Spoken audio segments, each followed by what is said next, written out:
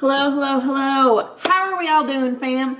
Good, I hope. So today we are talking about safety tips when living out of your car. This is something that I get questions on a lot from you guys, things that I do to keep myself and Blue safe when traveling by myself on the road, especially as a solo female. This is something I asked you guys if you wanted a video on. You said yes, so here we are. For those of you that are new here that don't know who I am, my name is Maria. My dog and I have been living out of my Subaru Outback Roo for the past...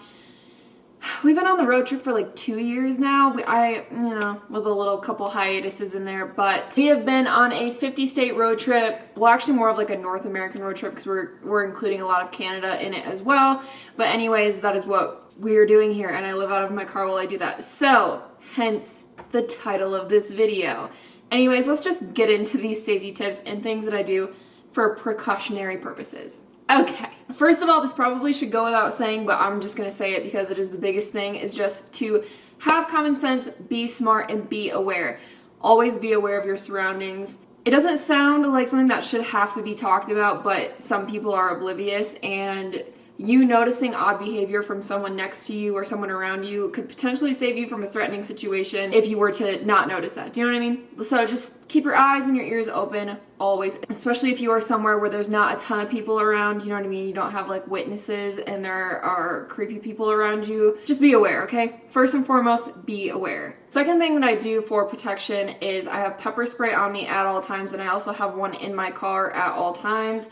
I've never had to use it, but it's just something good to have on me in case a situation were to escalate and I need to use it and I can't run away from someone. I do have that on me, and it is military grade pepper spray. My brother got it for me when he was in the Marine Corps, so thanks, Christian. You the best. Obviously, you guys do what's best for you. If you are living out of your car, though, I highly suggest you have something extra beyond just like your fist to put up if you're gonna fight someone. Have pepper spray, have a gun, whatever. You know, be careful of laws and stuff like that, but have something to protect you, something extra, just in case matters were to come to worse. A big thing that I have that is a protective measure for me is actually Blue, my Australian Shepherd. It's just the way that he is. He's a very, very loyal and protective dog. I mean, that comes with the breed with being an Australian Shepherd, but Blue, I feel like, is on another level with me, especially. He does not like men. He doesn't like men around me even more.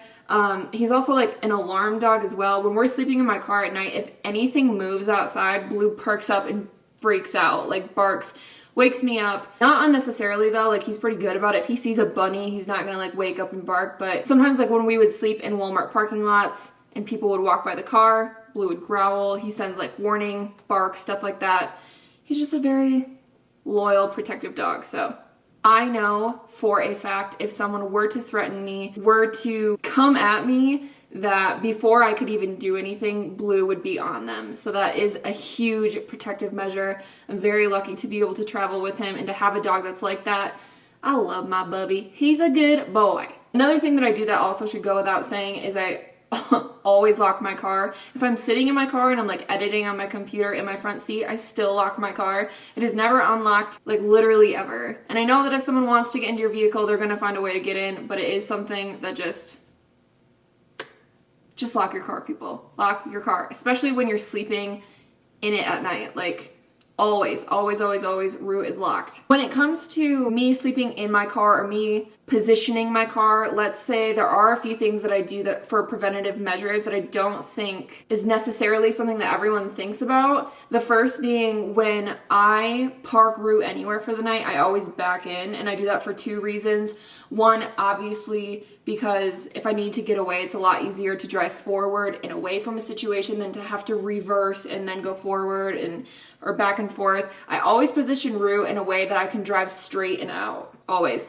The other reason that I do that though is because I have my huge Instagram handle on the back of my car saying @RoamingReckless, and when I'm sleeping in my car at night, I don't want that out in the open for people to like research, look, see that I'm living in my car, and make myself a target. So I always do back up Roo so that that logo is like against a wall or just kind of out of sight, if that makes sense. And yes, I know a lot of people were like, why would you put your Instagram logo on the back of your car? It kind of makes you a target. And I don't know. I just wanted it, and I didn't think it was that big of a deal to me personally. But I do realize the risks that run along with that, which is why I park Rue the way that I do. Another thing that I do when I'm sleeping especially, or the way that Rue is set up, is my bed is always diagonal to my driver's seat. If something were to happen for me to jump diagonal into my driver's seat, then as opposed to if I were directly behind it, I would have to like crawl around it and it takes a lot more time. Trust me, I've tested this theory. It's a lot easier to be diagonal and to just like get up and jump into your front seat. So that is something I highly suggest, especially if you are a solo female living out of your car. Please like put your bed in a way that's easy for you to jump into your front seat if you do need to get out of a situation. I haven't ever had someone like threaten me while I'm sleeping, but again, I am pretty smart about where I park and my surroundings. Obviously, though, things can happen. That's life. But just put yourself in a position where you're being smart and where you're prepared that if things were to go wrong or matters were to turn worse, that you have a fighting chance. You know what I mean? You're positioned well. Along with that, I always leave my key either in the ignition, in the cup holder, or I sleep with it. That is just my personal preference. If I'm somewhere like a Walmart parking lot or somewhere where there's more people around, I'll sleep with my key. If I'm in the middle of nowhere though, usually I put it in my ignition. It's something that I've done because when I was in San Diego with my off-road group of friends, we were out in Ocotillo, and for those of you that know where that is, it's right on the Mexican border, and it was in the middle of the night, and a bunch of people were illegally crossing the Mexican border in the mountains, and the guys that I was camping with felt threatened and was kind of like, everybody in the middle of the night, get up, get your keys, get in your cars, we gotta get out of here type of thing. It was before I like kept my keys in my ignition or on me at all times, and it took me like 5 minutes to locate my keys to get my car on and out. So that was just a lesson that I learned. Always have your keys accessible. So you know, do what you want, do what works for you. I just like to do that. So again, if I need to jump in my front seat and it's like a dire situation, I'm like, okay, boom, turn on, let's roll, instead of being like, oh, my keys are over here in my bag somewhere that I have to scramble for. It's just like, let's just get out of here. You know what I'm saying? The last two things that I do for safety measures and for precaution. One, I always share my location with my mom or with my best friend. It's something that I do, especially if I'm going to a location where I know I'm not going to have service. If I'm going into a national park where there's like a lot of area that I could cover, my location is always shared with one of the two, but especially, like I said, if I'm going in somewhere more vast, then I'll text them and be like, hey, here's my location again. I'm gonna be here until this time. If you do not hear from me on this day by this time, something went wrong and therefore come find me, send help. Help you girl, SOS. So that is something I highly recommend. Find someone that you trust. They don't need to be near you. Obviously, no one is near me because I'm always traveling. I'm always on the road. Find someone that you trust, send your location to them, and give them a date of when they are expected to hear from you again, just as a precaution. Because I know if Blue and I, knowing Rue and how he loves to break down, if something were to happen and I had no service, and it's just a lot easier, again, as a safety measure, to have someone outside watching over me, knowing, okay, I'm not going to hear this. I'm not going to hear from Maria by this time. I got to like call in for help type of thing. So I always do that. The other thing that I do that won't necessarily apply to you guys if you're not on social media or if you're not vlogging.